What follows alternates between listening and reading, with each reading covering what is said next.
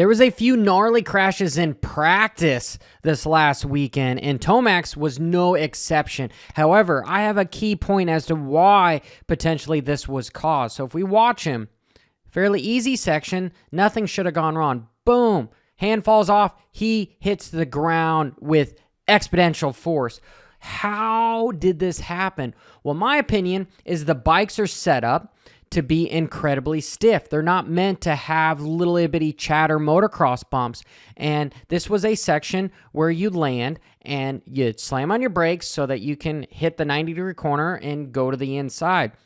Well, right here off this double, so there's just these little bitty choppy bumps. And if you watch Tomax bike, a little bit of chatter, and because that suspension is so stiff, it yanks his hand off the handlebar as soon as he hits it, and it's an amount of force that's unexpected because those bikes are so stiff. When there's this fast little it's a jackhammer and you fall off because these guys ride with their legs, not their hands. Their hands are fairly loose on the handlebars because if you've ever tried to ride a dirt bike and you're squeezing with a death grip, you're not going to be able to use your controls and your lap times are going to go down exponentially. Moving on to AP, this was in practice, and unfortunately, this dude, ever since his last lap crash, where he was going to win his first Supercross, it's just been going downhill for him. He's at the bottom of the screen here. Tomac is in front of him. This was a gnarly seat bounce. This was a fast seat bounce triple that had a very, very lippy third landing, third jump landing. And we can see, here, I'm just going to play it in real time. Boom. He doesn't quite get the distance, and the front end hits, and it takes him down. Here's another angle. Watch Tomac in front, able to make it. AP, boom. Can't quite make it. And I don't like fast seat bounce because not only do you have the speed, well, now you have the inertia, which creates greater force, which creates a much larger rebound. And if you've ever seat bounced before, that's why you see a lot of guys come out of corners and be able to seat bounce or inside of transitions, because there's not a lot of time to build up a great amount of force, because you're not just hauling ass to a jump and trying to seat bounce it. It's much safer to preload on your feet when you have a little straightaway like this. This is after the first turn here when you're coming back down. And these riders couldn't quite get the lift that they needed to, so they're seat bouncing, because if you preload with your feet, you're only going to get so much lift. You will get a greater lift by compressing the bike more with your ass and having it pop up. But as that happens, you're on the rear of the seat. You need to move forward. That bike with inertia, with this added speed because of the straightaway, is going to cause the bike to do this. So if you were just minusculely off as far as distance with just your speed and you're going to case it, you're going to case it with your front wheel. And that's exactly what AP did. Incredibly disheartening because we want to see this rider do so well. Barsha. We're going to talk a lot about Barsha this episode. Congratulations on winning his first race of the year. He did it in superb style. So let's watch Chase Sexton at the end of the whoops. You'll notice that bike barely catches and stands him up. He's trying to get that ass end to spin around. And now watch Barsha. He's trying to get that ass end to spin around too. Front end breaks out. I do agree with Stewart saying that the track conditions weren't really able to hold these bikes down. And then ironically, it got even slippier with the mud. But my point is these riders are so strong that they're able to manipulate these motorcycles to go from straight G's to then try to spin that bike around really fast, which takes a lot of strength to then slingshot the other direction. And that's what Barsha was trying to do. And he just overrode the track. It wasn't going to give it to him. But that's how he ultimately ended up winning the race, was because he was pushing the conditions to its limits. Moving on to some of the dirtier moves of the night. This is in the main event. We've got Deegan and Hunter. Ironically, Hunter was the rider that was defending Deegan when Deegan was racing with his teammate Jordan Smith, but I digress. Anyone that says that this isn't a dirty move doesn't understand racing. And yes, that is a huge allegation that I'm saying here. But when you're coming into the inside like this, a racing line is around. This is the track. This is the track when you're cutting off the majority and you're coming in at this angle, you are meant to make contact. You are trying to stop the other rider, whether or not you run into him or not. You are taking the line away from him, and that is just aggressive. This, yes, is for a podium, and yes, Deegan is a young kid, and yes, he is potentially trying to win a championship, all the above. But anyone that says that this isn't a dirty move, I disagree with. Boom. He just didn't quite have it. And if he would have been maybe, let's say, a half a bike length further, he would have continued to it, and we would have seen what happened with Chase Sexton and Barsha in the next main event, where he would have just been able to steal that line from Hunter. Fast forward to the last lap. You've got another rider. This time it's Jet and RJ.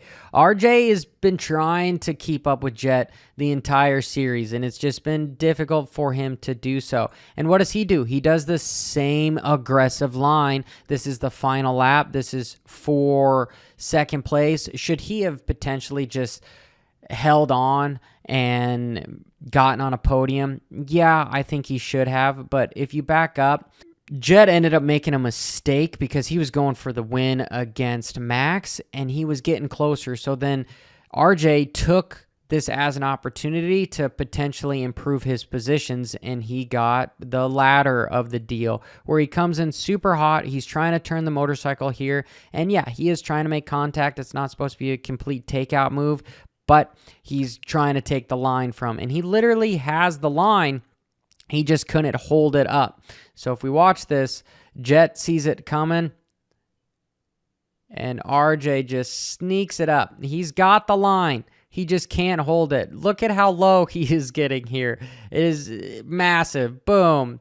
Just bummer that ended up happening. But again, I would consider that right on the dirtiness of Barsha and Deegan on these same type of moves that just you have to sometimes race that way. Speaking of running hot, Coach Raw Beams has launched a complete blood evaluation company to move from sick care to health care. Coach speeds up the time it takes to get your blood work drawn and evaluated of a healthy athletic person. The entire process from blood work, evaluation to a comprehensive consultation takes place in less than 2 weeks, which is astonishing. And with the information and the discoveries, he turns that into a eating and exercise training program to establish a healthy foundation for optimal performance and make sure that it is achievable and sustainable. And by doing this every 3 to 4 months, this helps ensure that you won't encounter any catastrophic related issues with fatigue, as in Epstein-Barr, chronic fatigue, and Addison's disease.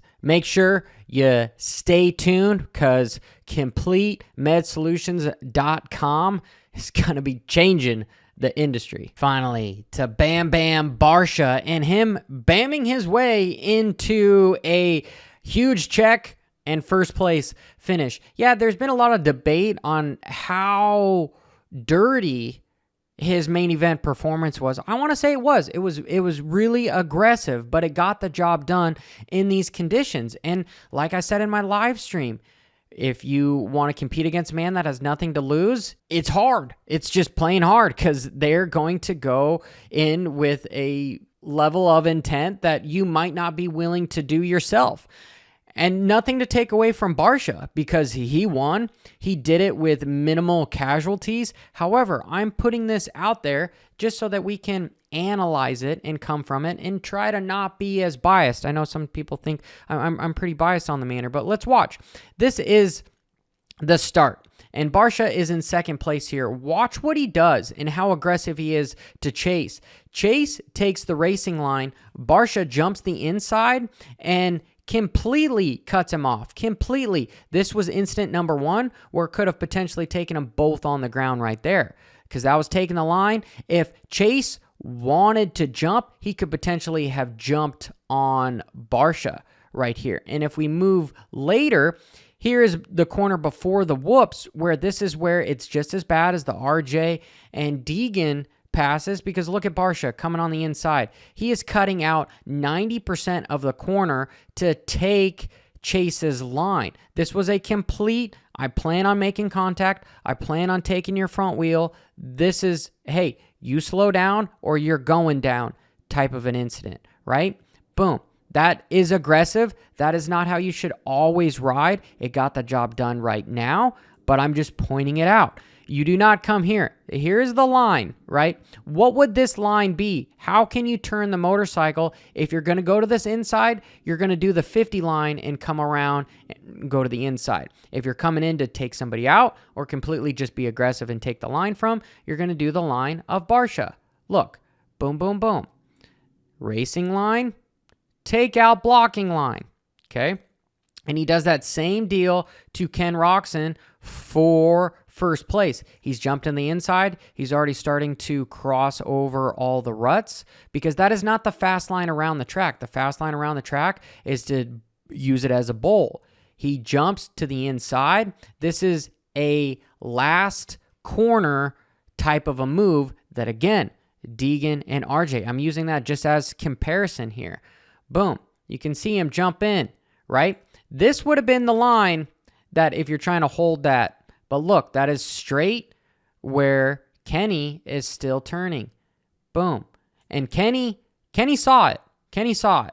Or it would have been the same thing. Kenny gets out of his rut. He literally pops out of his rut because he knows Barsha's there and is going to take him out. And luckily, Kenny is able to not crash getting off the track.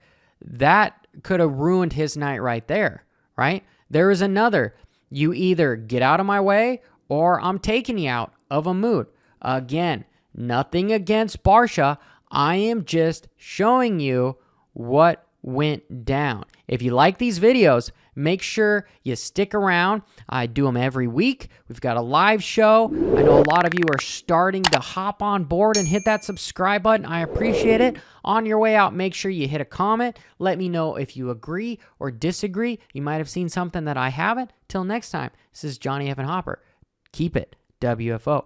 Bra da da da da whoa.